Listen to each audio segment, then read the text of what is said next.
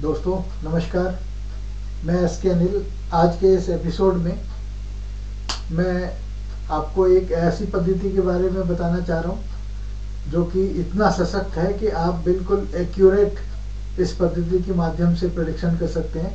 आज के एपिसोड में मैं आपको एक टॉपिक बता रहा हूँ, वो है marriage.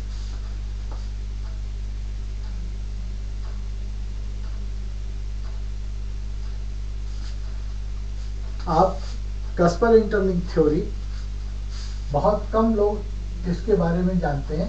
CIL कस्पर interlink theory and सब लॉट थ्योरी। तो आज मैं आपको बता रहा हूँ कैसे आप मैरिटल स्टेटस जो है वो किसी भी व्यक्ति का बहुत आसानी से फाइंड आउट कर सकते हैं। एक छोटी से छोटी बातों का जो प्रेडिक्शन है वो कर सकते हैं। तो मैं आपको बताना चाहूँगा, आइए देखते हैं कैसे किसी की कुंडली में प्रॉमिस है मैरिज का, या किसी की कुंडली में मैरिज प्रॉमिस में ही नहीं है। आज तक जितनी भी विधाएं जो हम पढ़ते और पढ़ाते आ रहे हैं, सुनते और सुनाते आ रहे हैं, उनमें सबसे प्रचलित जो है वो पराशरी पद्धति है, जिसके अंदर सीखने वालों की संख्या आज की तारीख में सबसे ज़्यादा है।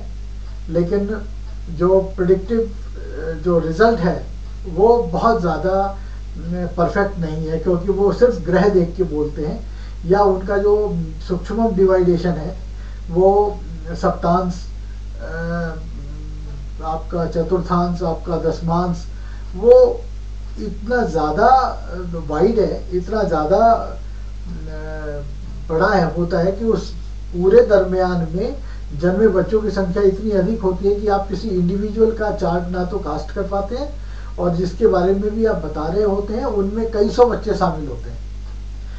हमारा कस्पर इंटरलिंक थ्योरी जो है वो आपको एक माइन्यूटली तरीके से, एक सूक्ष्मतम तरीके से आपको एक पर्टिकुलर स्थान पे एक निश्चित समय पे जन्मे बच्चे का जो चार्ट है वो कास्ट करना ही नहीं बताता, बल्कि ये भी बताता है कि आप इस कुंडली के अंदर कैसे देखें कि भाई इस जातक की कुंडली में जो प्रोमिसेस हैं वो क्या क्या हैं।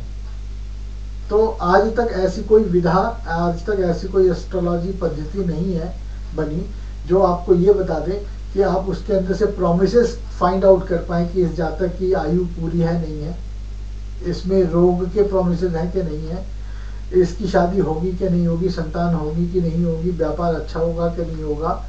तो इन सभी बातों का जो समावेश है वो आपके कस्पर इंटरलिंक थ्योरी के अंदर है। आप आने वाले दिनों में जो हमारी एस्ट्रोलॉजी की जो शिक्षाएं हैं वो आप ग्रहण कर पाएंगे और सीख पाएंगे।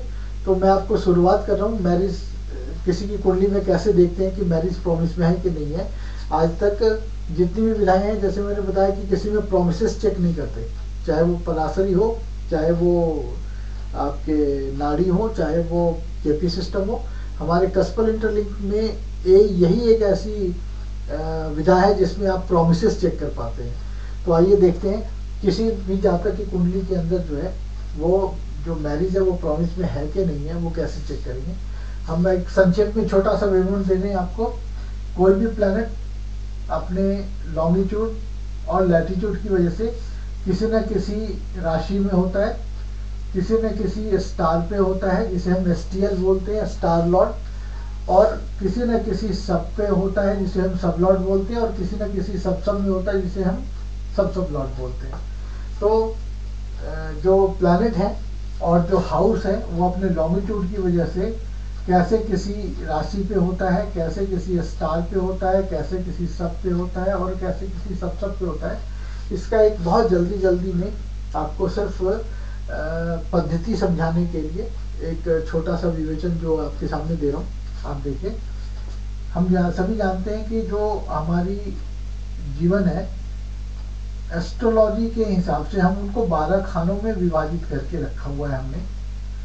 पहला खाना शरीर का, आयु का, मान सम्मान का, दूसरा धन का और परिवार का, तीसरा छोटे भाई बहन, ट्रेडिंग का, और भी बहुत सारे हैं, चौथा माता का, प्रॉपर्टी का, पांचवा संतान का, छठा रोग ऋण कष्ट परेशानी, सातवां शादी विवाह पार्टनर्स, 8वां आयु, 9वां पिता या भाग्य, 10वां व्यापार, 11वां लाभ और 12वां व्यय।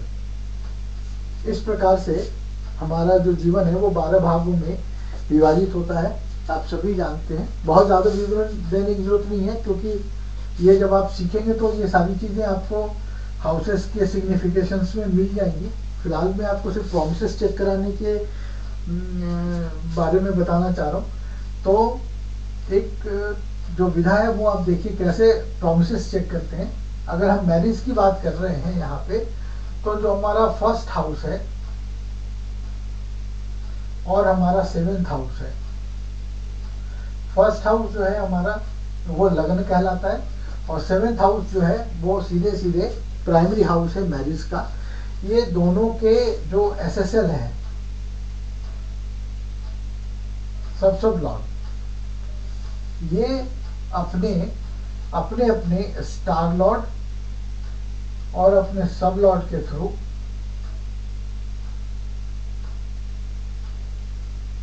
अपने स्टार लॉर्ड और अपने सब लॉर्ड के थ्रू जब ये मैरिज के प्राइमरी हाउस में चले जाते हैं, और इनका जो सब लॉर्ड है जब वो 7th हाउस को सपोर्ट कर देता है, अगर हम मैरिज की बात कर रहे हैं तो ये भी साथ में चला जाए और ये जब उसको सपोर्ट कर दे, तो हम ये कहते हैं कि भाई जो इस जातक की कुंडली के अंदर मैरिज जो है ना वो प्रॉमिस में है। इसी के विपरीत यदि first house plus 7th house, इनका जो एसएसएल है ये अपने स्टार लॉर्ड के थ्रू यदि 6 में चला जाए, तो क्या होता है, ये डिनाई कर देता है और सब लॉर्ड और इसका जो सब लॉर्ड है ये सपोर्ट कर देता है इसे 6th को। उस जातक की जो मैरिज है वो पूरे जीवन नहीं होती है। बहुत सिंपल सा तरीका है, बहुत ऑथेंटिक है, बहुत ज्यादा परफेक्ट है।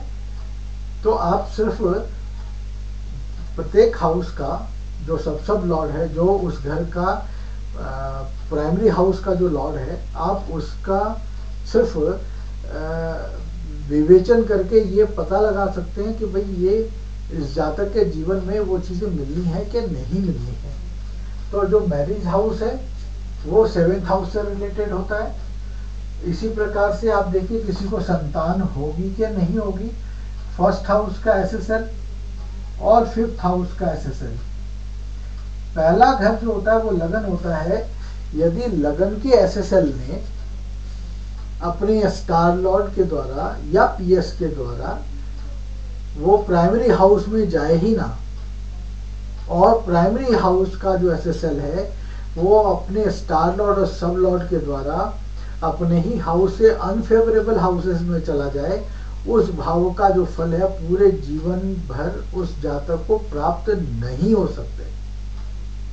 ठीक है, तो अगर फर्स्ट हाउस का एसएसएल जो है ये अपने स्टार लॉर्ड के द्वारा या पीएस के द्वारा 5th में चला जाए, अगर यहाँ पे हम संतान की बात कर रहे हैं, चाइल्ड की, चाइल्ड भी कौन सा, फर्स्ट, क्योंकि पहला घर जो है वो फर्स्ट चाइल्ड का है।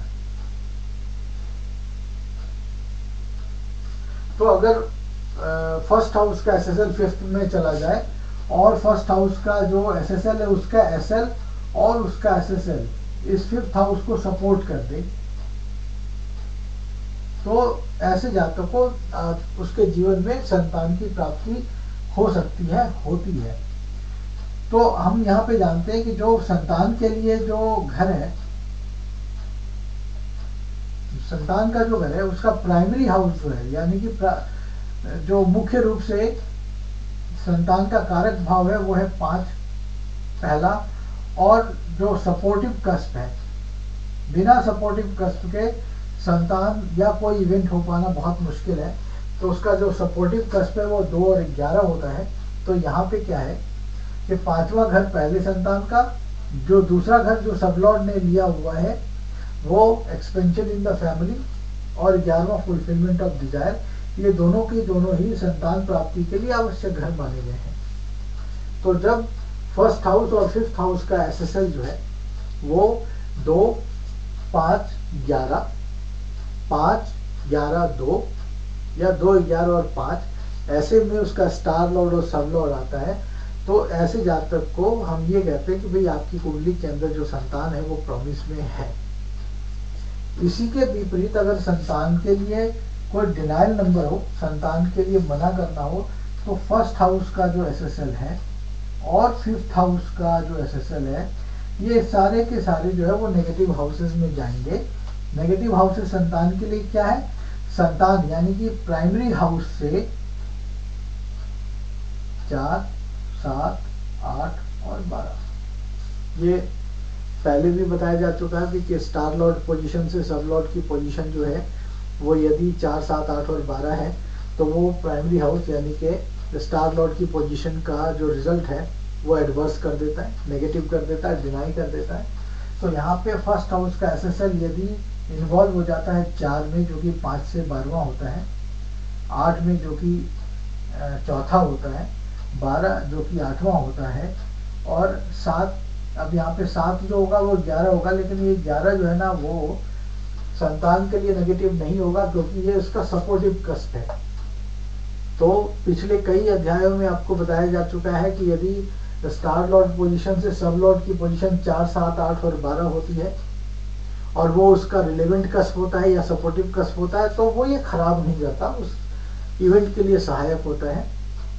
तो इसी प्रकार से आप ये देख रहे हैं कि भाई जो फर्स्ट हाउस और फिफ्थ हाउस का जो एसएसएल है वो यदि अपने स्टार लॉर्ड और सब लॉर्ड के द्वारा 5वें घर से सभी नेगेटिव हाउसेस में चला जाए, 4, 8 एंड 12 में, तो ऐसे जातकों को संतान की प्राप्ति कभी भी नहीं होगी।